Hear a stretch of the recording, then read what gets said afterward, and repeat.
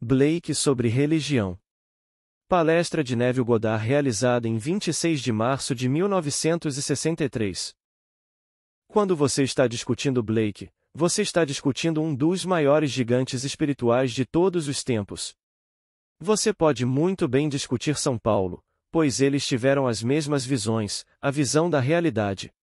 Esta noite, podemos cobrir apenas uma parte de seu presente para o mundo.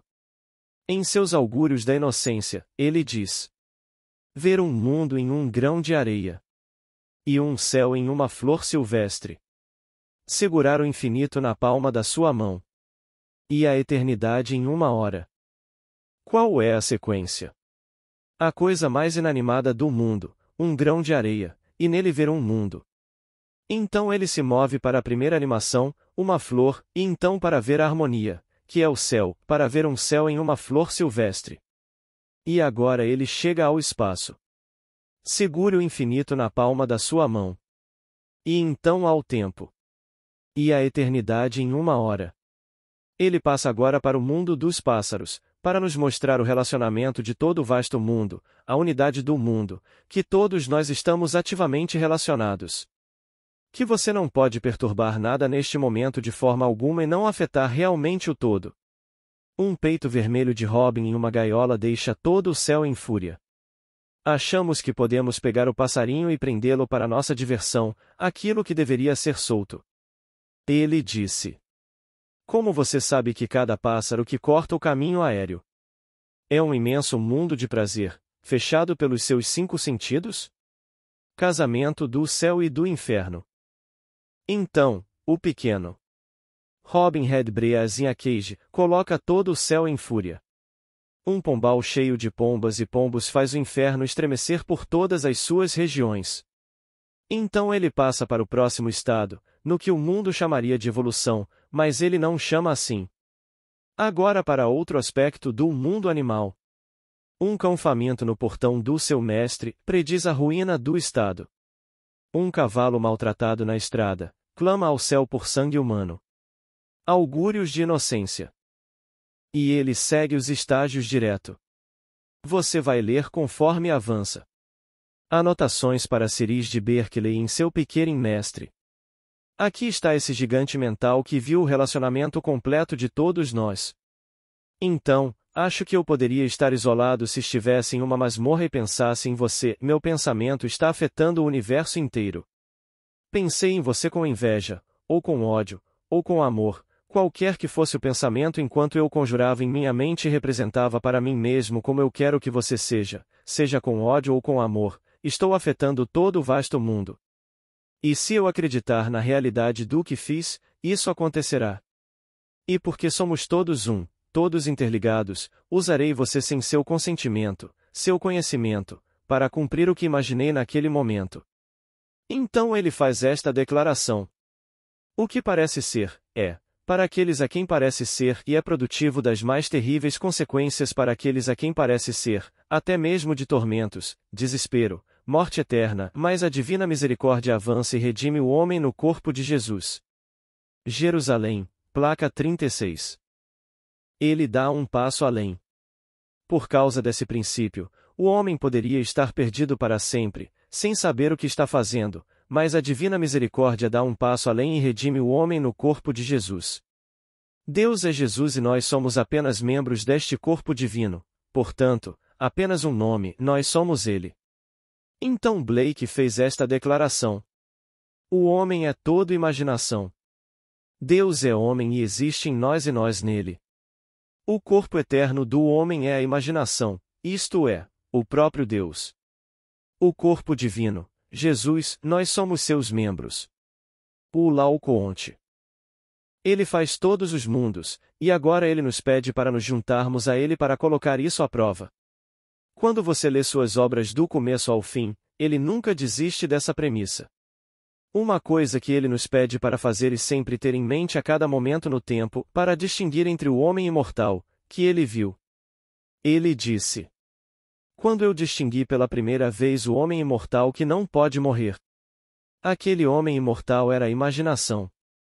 A imaginação tem um corpo e ele descreve esse corpo quando ele nos implora para sempre discriminar entre este homem imortal, sua maravilhosa imaginação humana, e o estado em que ele caiu. E então, você pode estar esta noite no estado de amor, espero que esteja, o estado de ternura, o estado de afluência.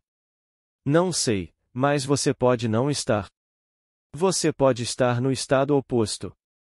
Mas se você estivesse no estado oposto, ou algum amigo seu, ou algum estranho total no estado oposto, ele implora você, ele implora a todos nós, para sempre ter em mente a distinção entre o ocupante do estado e o estado, e tirar todos do estado se for um estado desagradável. Pois o homem é como um peregrino que passa por estados, como se eu passasse pelos estados deste país.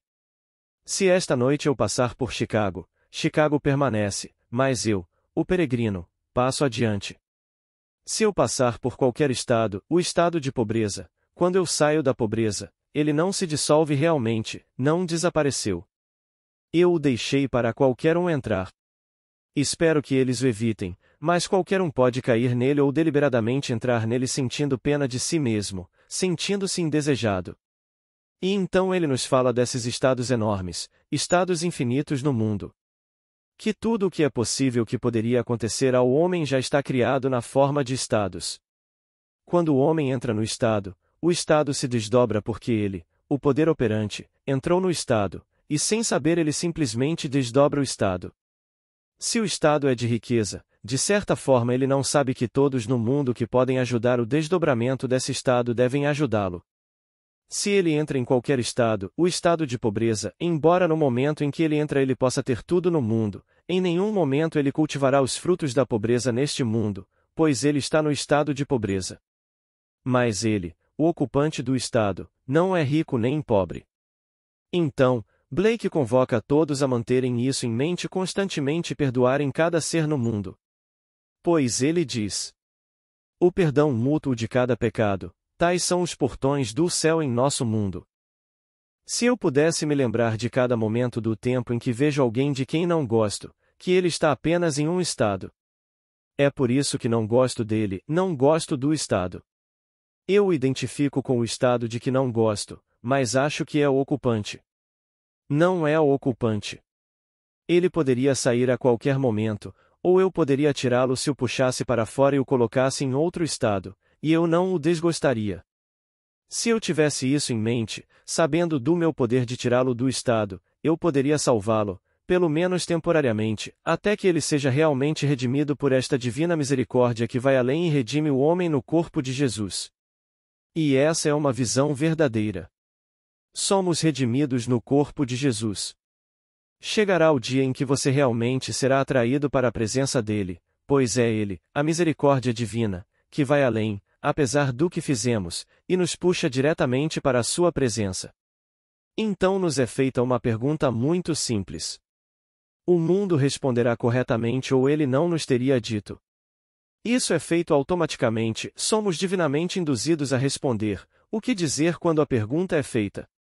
Não podemos cometer um erro, pois somos realmente induzidos das profundezas de nossa alma e respondemos. Naquele exato momento, ele nos abraça e nos tornamos um com ele, Jesus. Somos fundidos no corpo de Jesus. E você diz: Jesus é um homem? Sim, ele é um homem. Então Blake faz a declaração: se tu te humilhas, tu me humilhas, tu também habitas na eternidade. Tu és um homem, Deus não existe mais, tua própria humanidade aprende a adorar. Evangelho eterno. Então, quando você está na presença dele, você está na presença do homem e é o homem infinito. É Jesus, e você está realmente salvo no corpo de Jesus, porque ele o abraça e você está trancado em seu corpo, um com seu corpo. Você é o corpo. Você não está trancado no sentido de que você desaparece, você é aquele ser. Você se torna um com Jesus, mas não perde sua identidade. Nenhuma perda de identidade e ainda assim um com Deus, pois Deus é Jesus. Agora, este é o ensinamento de Blake e eu provei muito dele para minha própria satisfação por minhas próprias experiências místicas. Agora ele vem discutir a história da virgindade da Virgem. Pois não nos é dito em Isaías 7 versículo 14. Portanto, o próprio Senhor vos dará um sinal, e eis que uma virgem conceberá e dará à luz um filho, e lhe chamará Emanuel. A palavra Emanuel significa Deus está conosco. Ouça com atenção. Ela conceberá e dará à luz um filho e o chamará de Emanuel. A criança receberá o nome como um símbolo. A criança não é o grande evento, a criança receberá um nome e é o símbolo da libertação. A criança em si não é o libertador. A criança é simplesmente o sinal de um evento que está acontecendo. Agora Blake escreve um único pequeno verso e fala dele como a virgindade da virgem. Você é a virgem, seja você homem ou mulher, eu sou a virgem, todos nós somos virgens. Eu não sabia o que estava acontecendo comigo mais do que você saberá o que está acontecendo com você. Ele coloca isso em 4 pequenas linhas. O que quer que seja feito com ela, ela não pode saber. E se você perguntar, ela vai jurar que sim. Seja bom ou mal, ninguém tem culpa. Ninguém pode tirar orgulho, ninguém a vergonha. Poemas do caderno. Então dissemos na história. Como pode ser isso, visto que não conheço homem algum? E ao longo dos séculos milhares de colunas foram escritas condenando o ato, pois foi fora do casamento e eles o levam a esse nível. Não é a esse nível. Você é a noiva de Deus, como nos foi dito em Isaías 54 versículo 5. Porque o teu Criador é o teu marido, Senhor dos exércitos é o seu nome. Então, aquele que me fez vai me gerar, sem meu conhecimento, sem meu consentimento. Então, o que quer que seja feito comigo, não posso saber. E se você me perguntar, eu juro que sim. Seja bom ou mal, ninguém tem culpa. Ninguém pode tirar orgulho, ninguém a vergonha. Ninguém pode ter orgulho quando confesso abertamente que dei à luz uma criança fora do casamento. Pois ninguém gerou essa criança e ninguém pode alegar que a gerou. Agora, se foi uma coisa vergonhosa de se fazer, bem, o mundo deve julgar. Se foi bom ou mal, bem, quem sabe? Mas uma coisa eu sei. Ninguém pode alegar que fez isso, portanto, ninguém pode ter orgulho, ninguém a vergonha, se é vergonha. Então a profecia foi feita e ele escreve em 4 pequenas linhas a história da virgindade da Virgem. Ele está dizendo a todos os seres do mundo que eles são essa Virgem. E você será gerado pelo Espírito Santo, e você produzirá em forma visível uma criança, assim como nos foi dito no Evangelho. Tendo produzido, você fica surpreso porque como você pôde produzi-lo de uma forma tão antinatural? Isso não acontece de forma natural. Portanto, você era a virgem que concebeu sem saber, pois ela disse: Como posso conceber, como posso ter um filho, visto que não conheço homem? Então lhe é dito que o Espírito Santo virá sobre você e a criança será o Filho de Deus. Mas isso apenas simbolizará um evento que está ocorrendo, e você será o Filho de Deus. Nesse ato, você foi a criança, que simbolizou sua aceitação. Mas o Filho de Deus também é Deus, o Filho, e o Filho de Deus é feito para dizer: Eu e meu Pai somos um. Blake viu toda a visão tão perfeitamente, tão claramente, e nos contou em suas obras fabulosas. Disse ele sobre a Bíblia: Não conheço nenhum outro cristianismo e nenhum outro evangelho além da liberdade tanto da mente quanto do corpo para exercer as artes divinas da imaginação. A imaginação é o mundo real e eterno para o qual todos nós iremos após a morte deste corpo mortal vegetal. Ele não aceitaria nenhuma outra forma de cristianismo. E ele disse: Todo ritual, todos os credos, tudo na forma de um ritual era anticristo. Não, religião significa por definição um tempo, devoção à realidade mais exaltada que alguém já experimentou. Mas religião como praticada é simplesmente artifício, credo, cerimônia, confissão e toda exibição externa, e Blake não queria nada disso. A coisa toda para ele era anticristã, porque para ele a coisa toda vinha de dentro, algo que o indivíduo experimentava que ninguém por argumento poderia abalar. Anos mais tarde, outra mente brilhante, William James, fez essa observação e a escreveu em uma carta, não em um livro, para seu filho. O filho permitiu que fosse publicado em 1920 no The Atlantic Monthly. Nessa carta, James disse: a semente-mãe, a fonte da religião, começa na experiência mística do indivíduo. Toda teologia, todo eclesiastismo, são crescimento secundário, sobrepostos. Essas experiências pertencem a uma região que é mais profunda, mais sábia e mais prática do que aquela que o intelecto habita. Por isso, elas são indestrutíveis por argumentos e críticas intelectuais. Blake teria apoiado isso 100%. Você não podia perturbá-lo. Eles o chamavam de louco. Até hoje falam dele como alguém desequilibrado. Ele confessou em uma de suas cartas que William Cowper veio até ele. Cowper foi um dos grandes poetas e ele próprio considerado um dos 6 maiores escritores de letras na língua inglesa. Ele era contemporâneo. Ele morreu em 1800, Blake em 1827. Ele era muito mais velho que Blake, e Blake em sua carta não disse se Cowper veio até ele enquanto ele andava nesta terra ou depois que ele fez sua saída desta terra, porque Blake não conseguia conceber a morte em nenhum sentido da palavra. Nada morreu, todas as coisas sobreviveram. Ele disse: Cowper veio até mim e me disse: quem me dera ser louco sempre, não consigo descansar. Você não me deixaria realmente louco? Então ele disse: olhe para você, você é saudável, e ainda assim é mais louco do que todos nós. Quem me dera ser tão louco? Não consigo descansar até que eu esteja tão louco quanto você. Ele alegou que foi isso que Cowper disse a ele. Que ele agora seria um refugiado da descrença. Achamos que somos sãos quando acreditamos nas evidências dos sentidos, quando acreditamos em algum estado matemático que se prova em desempenho. Ele falou de Blake como alguém que era um verdadeiro refugiado da descrença. Eu lhe conto uma história fantástica e você não acredita. Gostaria que você acreditasse. Acredite, embora a razão a negue e seus sentidos a neguem. Apenas para acreditar e se tornar um refugiado da descrença, porque a verdadeira religião não pode ser analisada.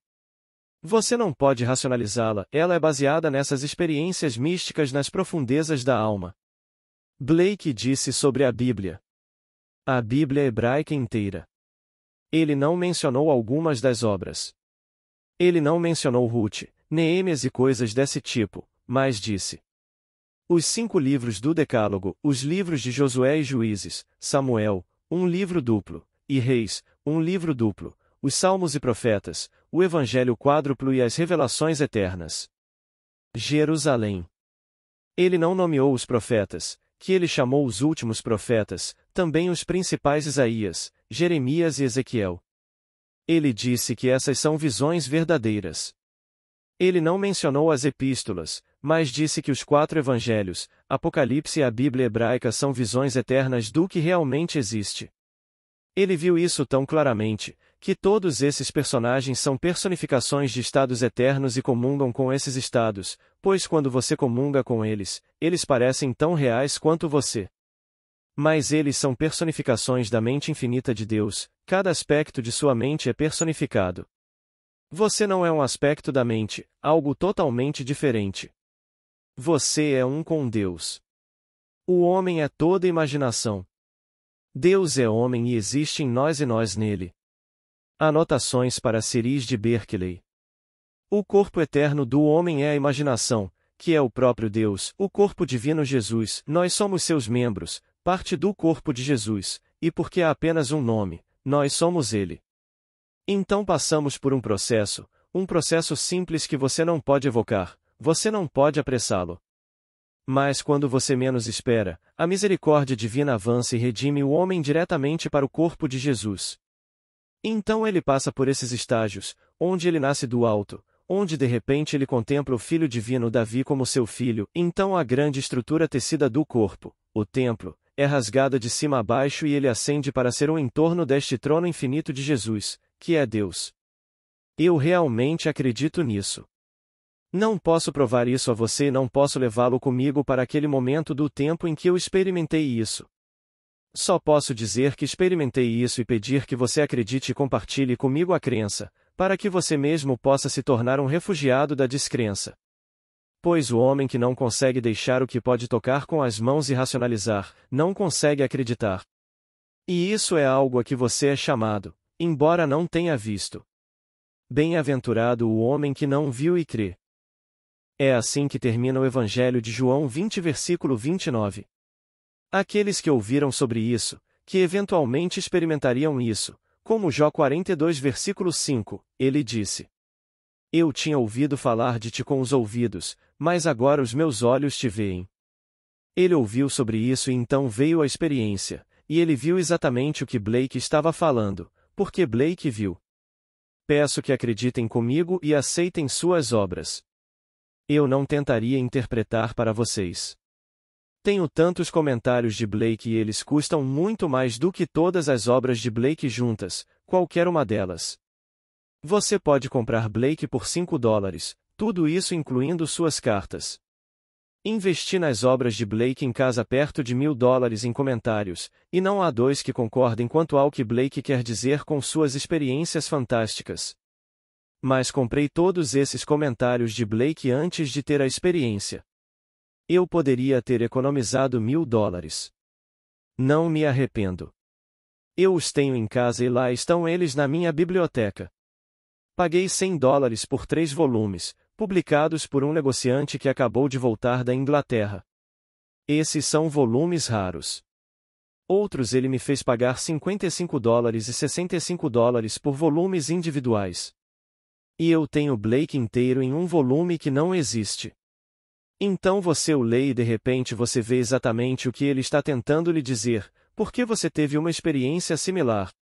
Então vem o desabrochar da flor dentro de você, a árvore, e você tem a experiência, a mesma coisa porque todos terão a experiência idêntica, colorida um pouco diferente porque somos todos únicos aos olhos de Deus. Então temos a mesma experiência conforme nos desabrochamos nesta grande árvore da vida. Pense nisso. Se eu pudesse lhe dizer o que eu sentiria de Blake. Alguém disse. Ele foi o último homem civilizado. Bem, espero que não, mas foi isso que foi dito dele. Blake não tinha veneno nele, nenhum impulso de machucar. Ele não tinha que conter o impulso, sendo todo virtuoso, ele agia por impulso e não por regras. Ele era simplesmente um homem virtuoso no sentido de que amava as pessoas. Se eu fosse pegar um resumo de Blake e lhe contar o que aprendi com ele, eu diria para contar aos seus filhos enquanto eles são pequenos e ensiná-los. Nunca machuque desnecessariamente uma criatura ou profanar uma flor. Esse é o começo da reverência, e a reverência é o começo da sabedoria. Se você não pudesse machucar uma flor, você não poderia profaná-la. Você vê crianças pequenas, sem saber o que estão fazendo, mas na presença de adultos que deveriam saber melhor, e elas pegam uma linda rosa e a rasgam e profanam. Se os pais naquele momento, ou o adulto, seja ele o pai ou não, parassem a criança e explicassem, em nenhum momento machucariam desnecessariamente uma criatura, tirariam as asas de uma borboleta. Eu mesmo fiz isso. Tirar as asas de uma mosca, tirar as asas de outra coisa. Não há razão para isso, mas eu fiz isso quando criança. Mas eu fiz isso quando possivelmente não havia ninguém por perto como meu pai ou minha mãe para me impedir de agir. Mas eu sei hoje por experiência, que você pode pegar uma criança em sua juventude, em sua infância, ensiná-la a nunca machucar desnecessariamente uma criatura ou profanar uma flor. Isso seria para ela o começo da reverência, e a reverência é o começo da sabedoria. Tome George Washington Carver, que pegava uma flor em suas mãos e falava com ela. O homem não conseguia machucá-la, ele era incapaz de machucá-la. Ele falava com uma flor doente e perguntava à flor o que havia de errado com ela e tentava dizer a ela, que ele, por sua vez, poderia trazer a solução para aquela roseira, o que ele fez. E ele nos deu, porque ele não conseguia machucar, este nosso mundo sintético. Ele pegou o amendoim comum.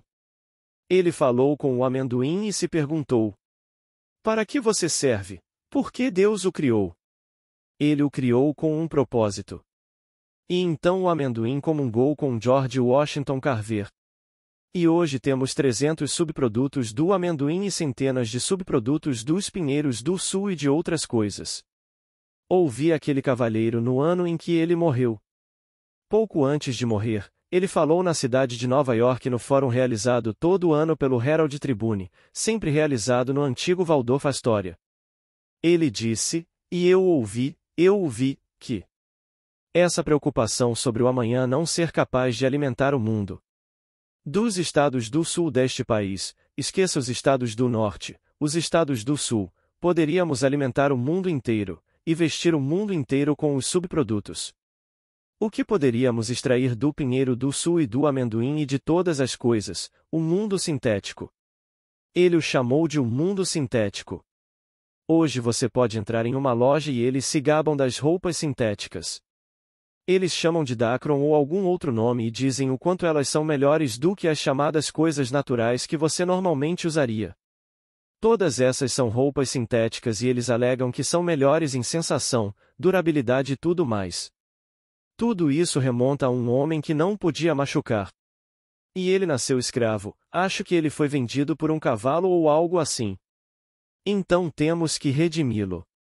Aqui estava um homem nascido na escravidão que não podia machucar, e ele é um dos gigantes mentais e espirituais do mundo.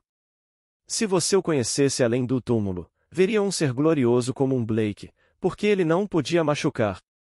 Então eu diria a todos aqui que estão em contato com as crianças de amanhã, comecem. Se você começar e disser às crianças que nunca machuquem desnecessariamente. Com isso quero dizer que se um cavalo quebra o pé, então você tem que destruí-lo. Você não pode consertá-lo e a coisa misericordiosa a fazer seria estourar seus miolos. Isso seria um ato misericordioso, mas então você não faria isso desnecessariamente. Blake disse. Um cavalo maltratado na estrada clama ao céu por sangue humano. Um cão faminto no portão do seu dono prevê a ruína do estado. Um peito de Robin Hood em uma gaiola deixa todo o céu em fúria. Pegar essa coisa maravilhosa e prendê-la para sua própria diversão quando deveria cortar o caminho aéreo. E então ele diz: uma cotovia ferida na asa, um querubim cessa de cantar. Você não pensaria que um querubim, com os serafins ao redor do trono de Deus, iria, naquele exato momento em que enrolamos a cotovia em sua asa, ficaria em silêncio. Mas no mundo interrelacionado, todas as coisas por uma lei divina no ser uma da outra se misturam. Então você não poderia ferir uma cotovia na asa e esperar que um querubim continuasse a cantar. De repente, as coisas chegam ao fim pelo nosso mau uso desse poder fantástico que é nosso. Por ser tudo imaginação, ao usarmos mal o poder que é imaginação, fazemos com que os querubins fiquem em silêncio. Fazemos com que todo o céu grite quando enjaulamos algo que deveria ser solto e livre neste mundo. Mas você começa, e tenho certeza de que não levaria mais de uma geração, se o mundo acreditasse, se você começasse em casa com as crianças. Leve-as para o jardim e deixe-as ver e então observe suas reações. Alguns podem ser mais violentos e arrancar, mas pare-os ali mesmo. Não bata neles, apenas pare-os e explique a eles que é uma criação de Deus, aquele que fez as estrelas fez isso para seu prazer, não para sua destruição, e explique que eles não devem profanar a flor. Então, se você os vir tirando as asas da borboleta, porque eles são humanos dessa forma, explique que eles nunca devem machucar desnecessariamente uma criatura. Eles acreditariam, eles confiariam em você, e então de repente isso é parte de sua estrutura. Eles não poderiam violar essa mente condicionada. Ora, não levaria tempo para realmente se tornar um mundo como um Blake, e que mundo seria esse? Então eu digo a você, Blake, leia-o. Eu poderia falar sobre ele de agora até o fim dos tempos e nunca esgotá-lo. Ele viveu até os 70 anos. Ele nunca foi à escola. Suas visões começaram aos 4 anos, e ele agradeceu ao pai por não tê-lo mandado para a escola para ser açoitado a memorizar as obras de um tolo. Até no jornal de hoje, o New York Times, um editor de ciências escreveu a história do novo conceito de universo de um homem, afastamento radical do que foi mantido no ano passado. Bem, isso não é definitivo, você sabe. Este será um afastamento radical do que será chamado no ano que vem, e esse é o conceito do homem. Se a coisa está realmente se expandindo até o limite da explosão completa, ou se é como uma respiração, onde irá até um certo ponto e então mais uma vez começará a se contrair, levando inumeráveis trilhões de anos, eles não sabem e esperam descobrir por meio de telescópios. Então eles estão experimentando por meio do telescópio o conceito matemático.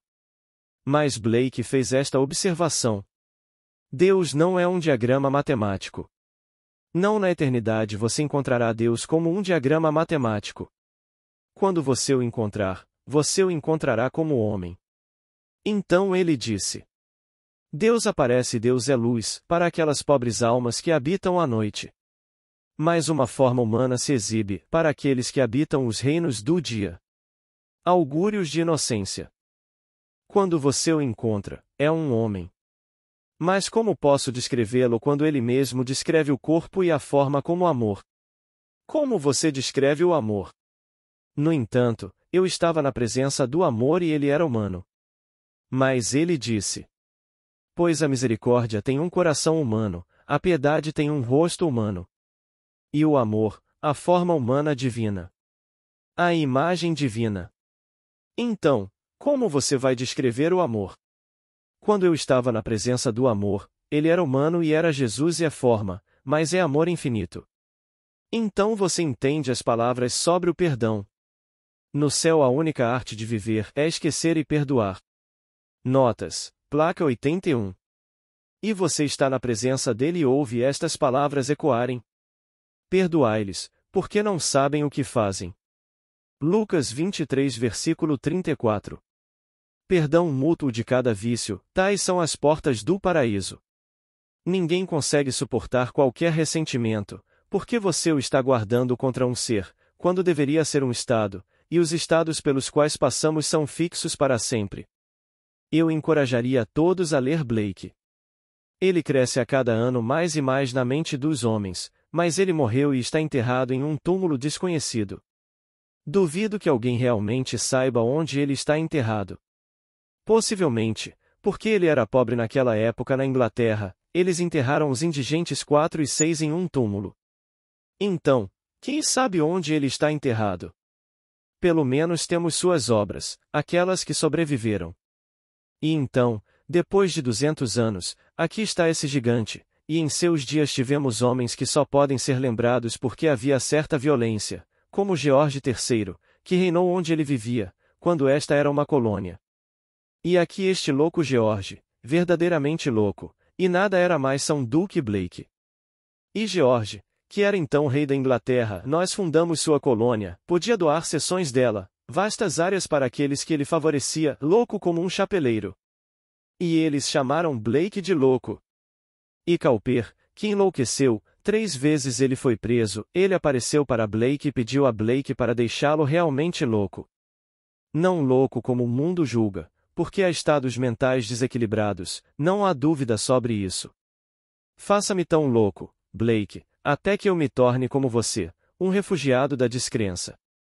Ele estava dividido entre os dois. Se eu pudesse apenas ir com tudo e acreditar na realidade do meu ato imaginário e não olhar para trás. Apenas ir com tudo e acreditar que as coisas são como eu desejo que sejam. Mas não olhe para baixo agora para o meu entendimento para ver se isso está realmente acontecendo, como arrancar a pequena semente para ver se ela está criando raízes. Realmente acredite que ela vai criar raízes, é a sua maneira, ela se desdobra dentro de si mesma e cresce. Mas não a arranque, saia na crença de que as coisas são como eu desejo que sejam, mesmo que no exato momento pareça mais escuro do que nunca. E se eu fizer isso, foi o que Blake fez. Eles disseram que muitos dias ele não tinha uma batata em casa e nenhum dinheiro. Sua esposa deve ter sido um anjo dos anjos. Para lembrá-lo de que não havia comida em casa e então ele teria que sair e vender uma de suas pinturas, ou receber uma comissão para fazer uma pintura. Ela colocava diante dele na mesa vazia um prato vazio e uma colher, então quando ele vinha jantar, bem, era isso. Ele entendeu a indireta e então saía e pegava emprestado uma libra ou alguns xelins ou tentava receber uma comissão por uma pintura que ele ainda não tinha pintado. Ele viveu naquele chamado mundo dos sonhos. Mas o que ele fez para a posteridade? Como ele afetou o mundo inteiro? E quando você pensa hoje que ninguém que entende a língua inglesa, chamado para fazer uma lista dos 6 maiores usuários da língua inglesa de todos os tempos, tem a mesma ordem de valor, mas dentro de 6 eles não poderiam omitir o nome de Blake. E ele nunca foi à escola. Apenas aquela mente inspirada, a maior e mais maravilhosa mente. Ele disse que conversou com Isaías e Ezequiel e perguntou a eles sobre imaginação e eles disseram. Em eras de imaginação, essa firme convicção removeu montanhas, mas muitos não são capazes de uma firme convicção de nada. Casamento do céu e do inferno, placa 12. Bem, agora, eu não poderia, se eu dissesse a você pelo resto dos meus dias, esgotar ou fazer justiça a Blake, mas apenas o suficiente para encorajá-lo a lê-lo por si mesmo. E pegue minha experiência, tendo pago $1000 pelas obras de Blake, você compra Blake e omite os comentários. Eu os tenho em casa e os leio e eles permanecem lidos, mas não para serem relidos. Mas eu faço de Blake meu companheiro diário, assim como faço com a Bíblia. Então pegue Blake e pegue a Bíblia e leia-a. Se você não o entender na primeira leitura, releia e continue relendo. Eu lhe direi uma coisa que isso fará por você. Aumentará seu vocabulário e elevará seu uso de palavras às alturas. Agora, vamos entrar no silêncio. Sessão de perguntas e respostas. Pergunta: qual é o símbolo da cotovia? Resposta: quando ele disse uma cotovia ferida na asa, um querubim cessa de cantar, ele identifica essa cotovia como apenas a sombra externalizada da canção de um querubim. Ele chama isso de mundo das sombras, Jerusalém, placa 71, refletindo fracamente uma atividade que não pode ser vista pelo olho mortal, que o mundo celestial promulgado lançou sua sombra para interessar o homem de alguma forma estranha neste mundo. Pois o homem está em um mundo de mar, está no mar. Seu maior poema, Jerusalém, começa com o tema do sono de Urro. Este mundo fantástico é chamado de Urro por ele, onde estamos tão profundamente adormecidos que é comparado à morte eterna. E ele nos chama para despertar. Então, tudo isso nos ajudará a despertar. Então, se o querubim por sua canção neste mundo, através da sombra de um pássaro chamado cotovia. Mas saímos e duvidamos, por exemplo, como amigos meus, eu os chamo de meus amigos, esperamos ansiosamente pela temporada das pombas. E, claro, sempre recusei seus convites para jantar e vir e comer pombas. Eu amo as pombas. Elas vêm para todo o meu lugar, e quando as pombas de luto estão começando a arrulhar. E vindo de Barbados como eu, temos um certo sentimento nativo em relação à pomba, e então elas são alimentadas. Se você ouvi-lo com atenção, a pomba macho está na verdade dizendo: Moisés falou a palavra de Deus, e então a fêmea responde: Ele falou, ele falou. Eu ouço isso todas as manhãs. E então alguém atira nele e me pede para ir jantar. Ele nos conta sobre o cordeirinho. O cordeiro maltratado gera contenda pública e ainda perdoa a faca do açougueiro. Para esse propósito, para alimentar esses corpos vegetais, a sombra, o corpo mortal, você os perdoa pelo uso da faca. Mas abusar dele. O cordeiro maltratado gera conflitos públicos, e ainda assim perdoa a faca do açougueiro.